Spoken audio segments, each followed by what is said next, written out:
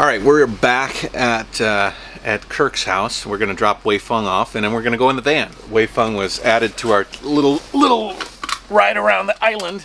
I couldn't bring her because I don't have a seat in the back yet, but now that she's gonna go and take a little rest, me and Kirk can ride in the van together, drive the van around Vancouver Island a little bit. You like my winch? Yeah. My winch? My wench? You're not gonna get stuck forever. All right, where we're headed to? All right, where are we now? We're at Piper's Lagoon, and this is sort of a neat place. You can see where when the tide comes in, it fills up this lagoon here. Yep. And then you get all of the houses that are built all the way up the side of the mountain back here. It's a beautiful place. When the tide is out, there's gooey duck to be had here. There's clams, and there's oysters, and there's crabs, and there's all of those good things. This is typical Vancouver Island, eh? Yeah. And then you can see across the Strait of Georgia here, the mountains. Those are the Rocky Mountains on the mainland. Those are about 100 miles away, guys. It's beautiful. Yeah. I don't give Canada enough credit a lot of times because I've earned that. Well, you know, that's an interesting topic. Do you think you're too hard on, you're too pro for China and too negative on your homeland? Well, I think that if there wasn't so much anti-China rhetoric going on out there, a person wouldn't have to be as pro-China as a person is. But the idea that you got to counterbalance the anti-China rhetoric, you know what I mean? Makes us more pro-China in our videos, in our speaking. There's plenty of negative China stuff out there, so... Well, there is. Well, you love America because you're American. I love Canada because I'm Canadian. I love China because that's my wife's country. You know, she was brought up. She is like she is because she was born and raised in Nanning, China. So, you know, if they can build somebody that good, I would imagine that the country's... Build somebody? Well, you like know, a building? You know, the way she always does the right thing, you know, stuff like that. So if they can produce human beings like that, it can't be all. You know what I mean? Because, I mean, I look around here, I mean, this is gorgeous. Oh, this is nice, yeah. I would enjoy living in a place like this. This is nice. And the old beachcombers, this is what they used to do. Is they used to come and they used to get these logs, bring a boat up, string a cable, and haul these logs, were they put here or were they floated here because down at a logging facility they sort of got escaped? You get logging and they move the logs to the mills and whatever, and sometimes there's bad one weather, that got away?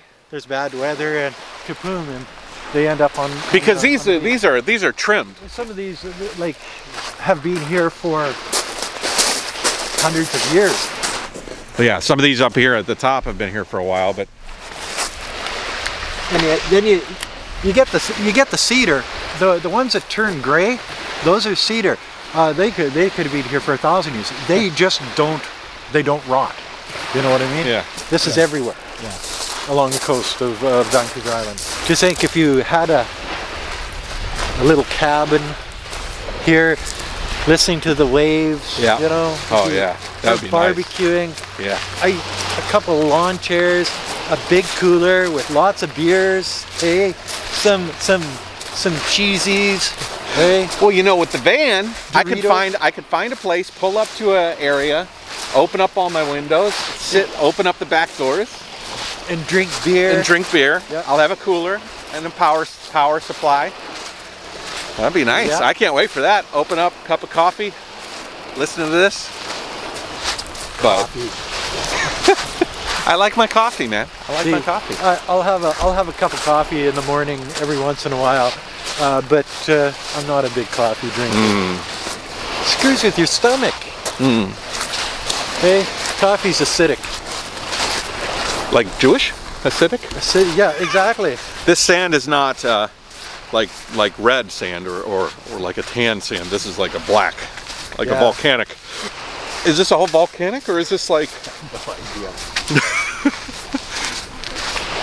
But you know, the lumber like this here, you know, there's a lot of money in that.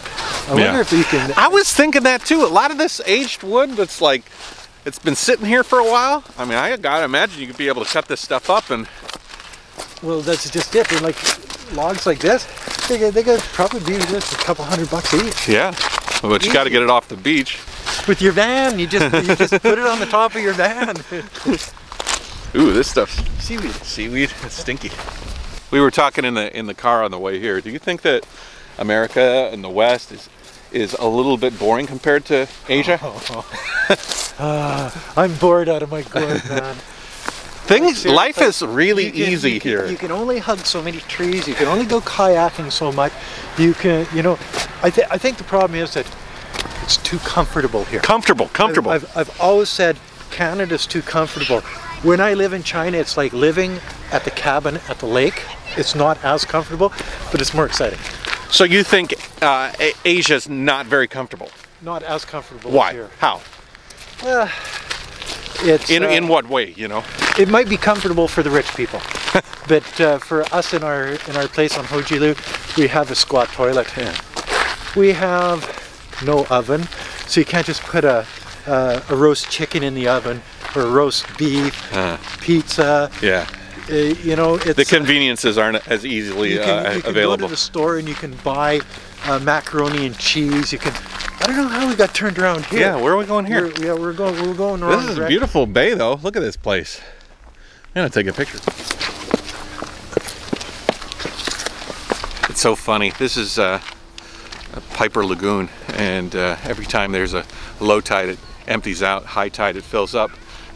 If we were in China right now, this thing would be packed full with thousands of people. I mean, not thousands, but lots and lots of people digging holes, trying to get every sort of crustacean or mollusk out, take home and cook.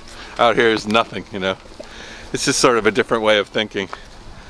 See, and this is what horror movies are made out of, these trees. Oh here. yeah. If it was dark and there was an owl or something, yeah, you're walking through here. Yeah, look at those things. Little noise from over here, little noise from over there. Yeah, those are gnarly.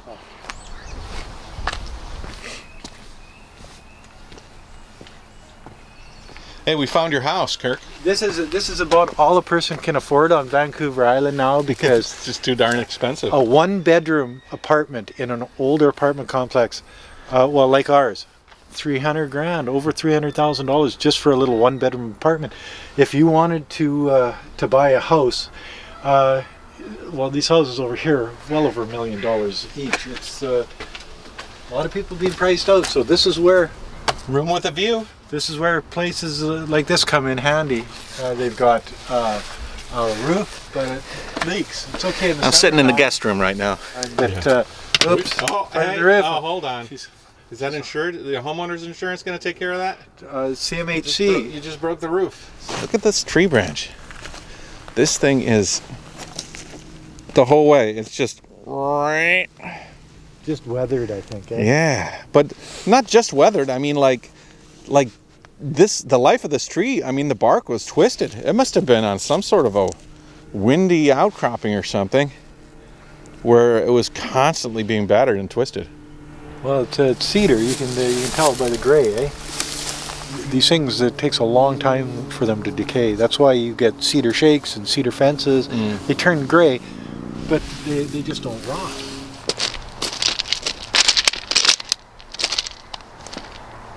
Come check this out.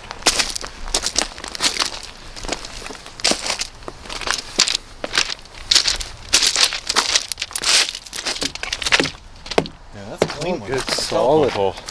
Just solid lumber. But when you have storms here, I'm telling you, those big ferries, they don't sail. Oh yeah. You know, it's and they're huge. But the waves that come in, man, I'm telling you. Yeah, I guess it is volcanic here, eh? You're looking at. Should have worn my rubber boots, boy. So what are you looking at there? Oh, these are oysters, eh?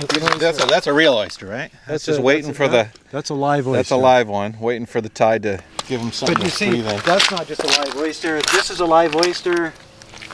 That's a live oyster.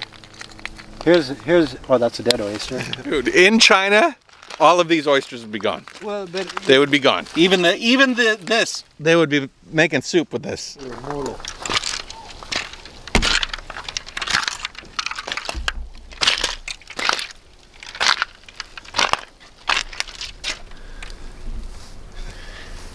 Oyster. They get into clumps like this here. Like there's Orgy. An orgy of an orgy of oysters. The sheer numbers, like it's you just make a pile of oysters. Yeah. Like hundreds, thousands, and it's oysters are some of my favorite creatures because they're nutritious. So you can eat them. They're pretty good for you, although they can be high in like heavy metals and stuff. You don't want to eat too many of them. But they're one of the only organisms that, as far as farming goes, the more you have, the cleaner the environment. Everything like pigs, cows, even wheat. You have more wheat fields, you got to till all that land. It's just not good overall. It's better just let it grow naturally. Whereas if you have the more oysters, the more water will be filtered through those oysters, the better it's going to be for the ecosystem around there. Well, I think that has to do with like the clams. Yeah, bivalves, all bivalves. Yeah, see, like this little guy here, it's alive. There's hundreds of these. Yeah, yeah. Just like they're basically everywhere. Yeah, I was in China. Their oyster farm. That was Guangxi province, I think. Yeah, when I was at the tides of change. Yeah, Beihai. Yeah, Beihai. Yeah. So many oysters. Yeah. They just dangle them in the streams and the rivers, and then the more they have, the cleaner the water is coming out the other side. All they do is sift out all of the organic material from the water. Pretty cool. You wouldn't want to walk here barefoot. No. These would tear your feet up. These what are they called? Shit, barnacles. I can't believe I almost forgot. There be barnacles around here. They're hanging on, eh? Oh yeah. Put some butter. Put them in a big old container with some butter. Boil them. Yep. A little broth. That thing will pop open, and you just partake. And like, what do you got? 1, 2, 3, 4, 5, 6, 7, 8, 9, 10, 11, 12, 13, 14. Well, just they're a bit tiny, but look at all up here. Yeah. You can cruise around Canada. We have no poisonous critters. No poisonous snakes. We got no poisonous. No spiders. Nothing poisonous. You have mosquitoes. They're not poisonous. They're not, yeah. But you know, Vancouver Island's one of the things. I love it here because there's no mosquitoes. I haven't seen any bugs here. Alberta has no rats, and Vancouver Island has no mosquitoes. Run for your life. Where are you going?